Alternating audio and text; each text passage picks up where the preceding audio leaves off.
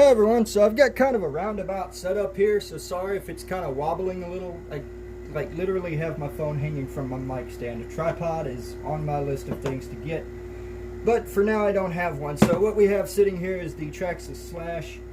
I bought a Robinson Racing pinion, which is I do believe it's a 13 tooth, which is one tooth less than what it was, and a 54 tooth hot racing spur. And I'm just going to kind of show you how to assemble all of this here. So this will be kind of a short video, but I just kind of wanted to get this out and get a video up real quick because I haven't posted anything this week because I had a lot of stuff I was doing. I was actually at a baby shower and some other things. This actually is not the first thing we need to be taking apart. Take this, put that in there. First thing we're going to do is actually take our shaft out. Now this is a Traxxas Slash 4x4. So there's that piece. Let's see here. I'm going to need a wrench. A crescent wrench. You can use a pair of pliers. You can literally kind of really use anything you want to for this, but this all has to be disassembled.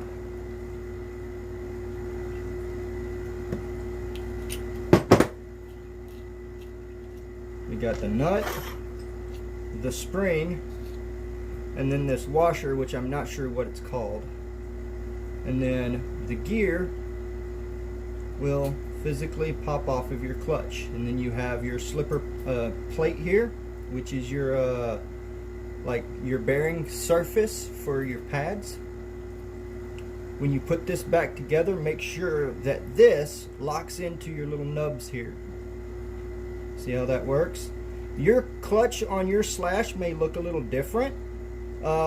That's because this is actually the slipper clutch out of a Traxxas Revo or a Traxxas Summit. But it will fit on the Slash. So just keep that in mind. If this looks a little bigger than yours, it's because it is. It's a different clutch, but your setup's going to be almost the exact same, just smaller. So be sure that when you put all this back together, this disc locks in right here, okay? We're going to take our screws out of here. You've got 3 screws in the back.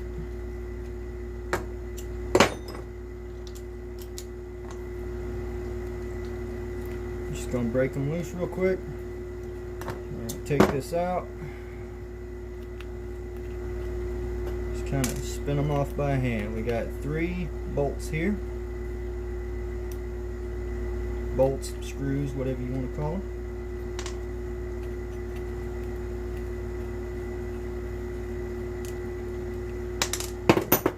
And then your pad, what I call your cage. I don't really know what it's called. Sometimes this might be a little stiff, so grab you a flathead screwdriver and very gently, because you don't want to crack this thing, very gently, don't pry like that, just kind of twist a little, because this thing actually what is it called? It's captured inside of your spur gear, like physically captured inside of it, so you have to pry it out sometimes. Be careful not to lose your pads because they will pop off. And then we're going to push out our bearing, which is in the center, that little guy there. And there's our slipper assembly disassembled. This is our new gear from Hot Racing, our new spur. These scissors are dull as all hell. Come on now. Good enough. And we've got a couple of pieces here. These screws with this assembly are not going to be reused. It comes with its own screws and even its own little spacers. I'll show you what these are for in a minute. But first of all, we need to figure out which side of this goes in our clutch. So we're going to grab our old spur gear and look at it. We are countersunk on both sides. So which side is the deepest? Okay. So you can see how our cage in here works, how it's It's on the back side actually like that, because our cap heads fit inside of those. So what we need to do here is figure out which of these go in. It's going to go that way, and we know this because we've got the countersunk pieces there for your cage to slot into, and the front is flat. The reason the front of this is flat and not like this is because we actually have some spacers that are going to go against the front when we put our screws in. Alright, so we're going to go ahead and reassemble our cage on the back of our hot racing spur, and then we'll just go ahead and screw it in first. Alright, if you've got oil or something on your workbench, never lay these face down, because it'll impregnate them with oil, and then you will never ever get a good grip on your clutch disc. Never lay these down in any type of oil or grease or anything like that. Honestly, I wouldn't even advise, if you're sweating, touching them with your fingers. The human body has oil in it too, and it will contaminate your pads. So just keep that in mind. It's probably not a good idea to lay them face down in general, but I'm going to. This isn't a race truck, it's just a basher. Okay, so we have our little spacers here, and it looks like we have washers as well. Now, these hot racing gears didn't come with any assembly instructions. Is the actual gear itself threaded? No, it doesn't look like it. Oh, the clutch carrier is threaded. The clutch cage, whatever you want to call it. That's right. So I guess these are just to take up extra space. Alright, we're going to go ahead and set this in here like so, and then we're going to set our spacers down on top. I have cracked these cages before over tightening this, so it is a thing to be careful with. These Traxxas spurs, with how their slipper is set up, if you over tighten it, it can crack that cage, so just be careful. These have like a cone shape to them, and if you look at the bottom of your screws, I don't know how well you can see this, but it's also got a cone shape to it. So those two pieces match up. Okay. I'm going to, sorry that y'all can't see this, but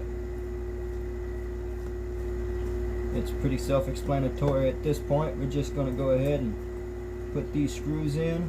Should probably use some Loctite for this. And never force it, because this is cast aluminum that you're going into here, and cast aluminum can be very brittle when it comes to over tightening things, and there is a possibility that you can possibly break your where your thread goes in. It's a pretty small amount of surface area, so if these don't want to go in easily, don't force them. Back them back out and kind of play around with it until you get it. They went in pretty easily this time, but if you try to force this crap, you can split your screw holes.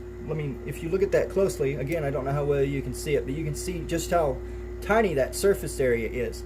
So if you're trying to force a screw in, you can split that whole assembly. So just be careful with that. I really wouldn't even advise torquing these down. Just use some Loctite. I'm going to torque mine just a hair until they stop physically moving, and go no more than that. Now we need our bearing. This is a good time to check it, make sure it's still nice and free. This one is, so that's good. Put this in the front of our gear right there, and then this whole piece, again, make sure that these are pinned in correctly. You've got little nubs there. And this whole piece is going to slip down onto the gear. We have our thing here. This goes with the tapered end towards the gear, and the reason is because in the back of your chassis here, I don't know if I can show it to you, you have a bearing. The outside diameter of this fits in that bearing. Alright, so there is a direction that this goes together, and if you put it together wrong, you'll be wondering why your slipper assembly will not physically fit into the back end of your Slash. So that goes like that, okay? And then your spring goes on, and then you have your screw. Now, I'm going to teach y'all how to tighten one of these, or at the very least how I tighten it. You ask a million people, you get a million different answers. The way I do it, take this, hold it tight, like to the point where it hurts your fingers, and we just crank this down all the way until it's snug. Don't force it. And we're going to take this, we're going to come back to about right there. We're going to take this or your pair of pliers or whatever. You have a flat part on this shaft. We're going to take this and lock it onto that flat part. And we're going to try with our bare hands to free spin this gear against that clutch. So you can tell this is spinning, but the gear is not. We are, in my opinion, just a hair loose on that. We want it to be almost painful to hold on to this gear and turn that. We want it to give, but we want a lot of bite into our fingers here. It's going to hurt a little bit, and that's how I've always tuned these things. You get it to where you can just barely physically hold it with your hands.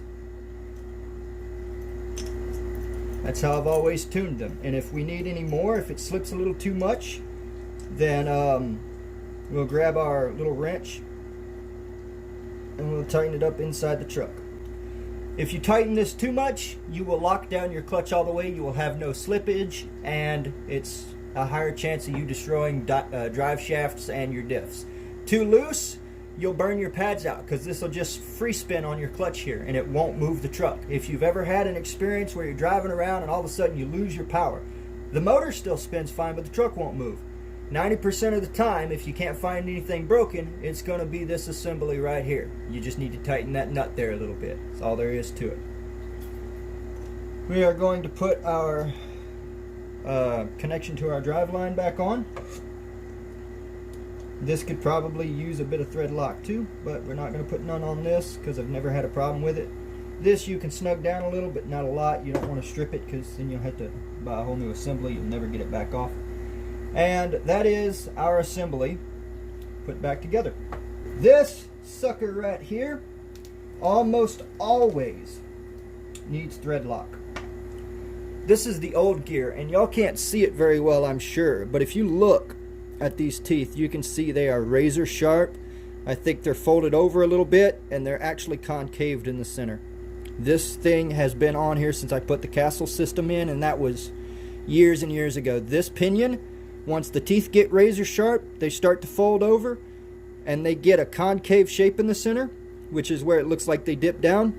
It's time to buy a new one. They're $5 or $6. Some of them are more, but this will shred a plastic spur gear if it gets sharpened and starts to get chewed up. This thing is old. That's why I bought a new pinion. In contrast, look at the tips of these teeth here. You see how rounded they are? See how there's no dip in the center? And they're perfectly straight? That's how that one is supposed to look. Before we go any further, we're going to go ahead and put our drive shaft and our rear end back together. We're going to move all of this. And then once we get the truck reassembled, we will put the pinion in and set our gear mesh. That'll be the end of the video. I'll show you how to set your gear mesh. This back end is really simple. You got 2 screws on bottom, here and here. You got 2 screws on top, here and here. That's what holds this rear end to the front end of the truck. Your drive shaft, it has to be keyed in, so we're going to insert it right here. Doesn't matter which way, it's universal. Whoops, sorry about that. Y'all are going to rock for a few minutes.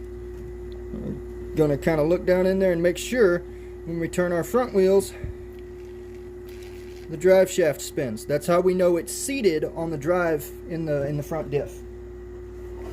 Our pinion, our spur gear assembly is going to go in next. Do we have our... Yeah, we've got our bearing. Alright. This thing can be a pain in the butt, guys. So, what I usually do is take a pair of needle nose pliers and grab this front drive shaft down here and make sure it's fully seated. And that'll give you a little bit of room to kind of... Oh, the light shut off because my battery's low. Crap. Alright, well, we'll finish assembling this if we can. And, sorry, I'm going to have to do it in the dark. Come on, where are you at? It should key in and drop into place.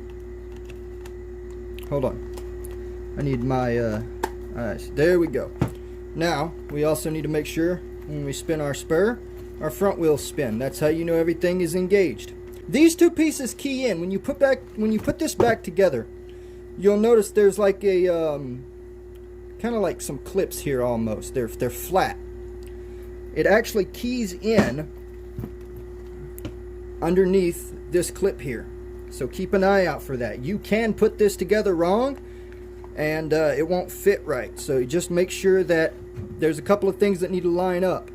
This clip and this pin have to be in line with the front of this and your input back there. All right, so again, this is kind of going to be off camera, I think, because this is a hard part even for me, just to kind of get all this crap lined up and put together right. I usually rest it against my chest or my hip, and then we just kind of do like that until it kind of keys in and goes together. And now you notice we have full drive line rotation. Everything is keyed in. If you look down in there, you can see, hopefully you can see, let's see, there we go. You can see the spur gear turning. We are engaged. That's all there is to it. Now we put our screws in and tighten them down. But we are back together, you can tell, because I've got the back lifted. Everything is keyed into place. We're all good. Alright. Okay, now setting gear mesh. A lot of people will tell you how to do this. I'm going to show you the way I do it. And the way I do it is just a little bit different. People will tell you to put paper in between it and this and that and blah blah blah. I do it by look and feel, and you'll see what I mean. You will have a tiny bit of give, but not a lot. When you're putting this on, make sure it's even with your spur gear. You don't want it hanging off like this or like this. You want both gears as centered as possible in this orientation. Alright, and then we'll put a bit of thread lock on this and we'll go ahead and drive it home. I'm going to put this screw in here, and I'm not going to torque it down. I'm just going to put it in there just so that it's there. I'm going to tighten it up just a hair, just enough to get some drag on that motor mount. And when we get some drag on that motor mount, we can use, what the hell? On this particular truck, we can use an Allen wrench underneath the motor can to pull it up, and we can use like the handle of this to kind of tap it down. So kind of like this. See how that works? But we're going to kind of tighten this up a little bit, and this is how I've always done this.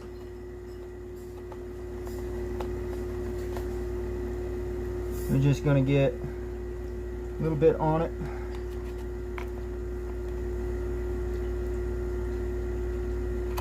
There we go.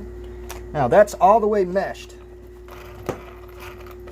That actually sounds all right. There's not a lot of drag on the drivetrain. It rolls freely. But what I do is I hold the spur gear on this side. Can y'all see? And I move the pinion gear on this side. And what you want is just a tiny little minuscule amount of play. And then you're going to rotate it a little and do the same thing, because gears are not perfect. As they spin, your distances will do this on a microscopic level, sometimes even a millimeter. Not all gears are perfectly in round. So what you want to do is, if you really care, hold everything and find your tight spot and adjust your gap based on that tight spot.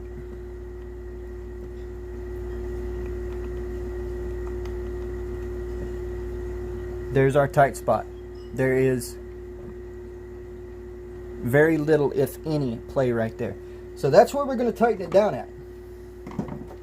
I'm not, like, I can't even physically see my gap, but just by the way it feels in my fingers. And what y'all need to understand is your skin moves. Alright, your skin moves. So how much my thumb is moving is not indicative of how much that gear is moving. Alright. This looks like it has a lot of play because of how much my thumb moves. It doesn't. If you take your thumb and do like this, you'll see what I mean. This has very, very, very little movement in it. Very little play, all right? But that's how it's done. If you really want to be sure, you can shine a flashlight down in there and look at it like that. Now that we've tightened it, we're going to check it again, just to be sure. And we have very, very, very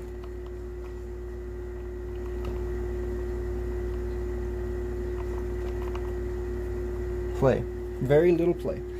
I'm going to take it into the light just to be safe and look at it. So I'm coming out of frame here. In just a minute. I just like to make sure of things, but you can do it by feel and feel alone. Okay. Something I noticed is my pinion is not even with my spur. I do not have full engagement. So our motor mount we're going to go ahead and tighten up because we know we have that gap right. What I was doing here is, there we go, is a good view. So you see how wide your teeth are and how wide your teeth are here?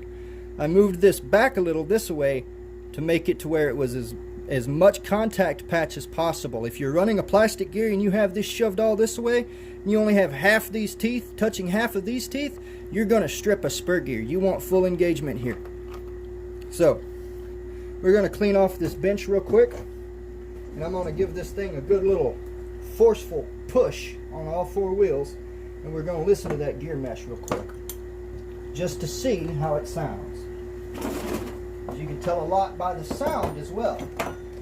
If it's insanely quiet and you stick your hands in here and have a lot of play both ways, it's too loose. But if you give it a nice pushful or forceful push across your table or your floor, and it's really hard to push and it sounds like it's trying to chew itself apart, then you have your mesh way too tight. Let's see how this sounds.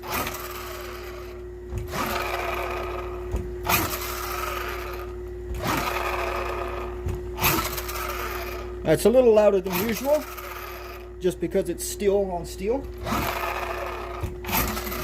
That's one of the good things about plastic. It's not as noisy. And it's also a failure point before you destroy your diffs and drive line. But I like the way that sounds. Yeah, that sounds good to me. There we go. Our gear mesh is adjusted. Our tooth contact is good. And our chassis is put back together. That's how you do it. There we go. So, next time, we'll take this thing out and we'll run it. Thanks for watching. Hopefully this helps some of y'all. See y'all next time.